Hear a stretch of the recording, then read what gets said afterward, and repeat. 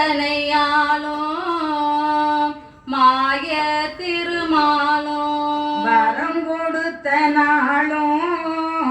வைத்தலக்கும் பார்த்து வரமிருந்து நேர்ந்து பாலந்தனை வருத்த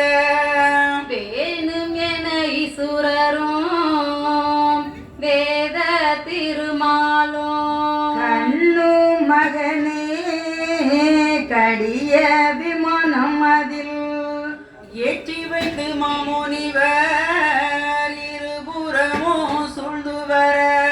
சாத்திரியோர் ஞான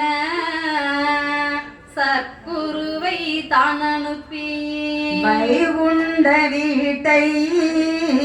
வானோர் அலங்கரிக்க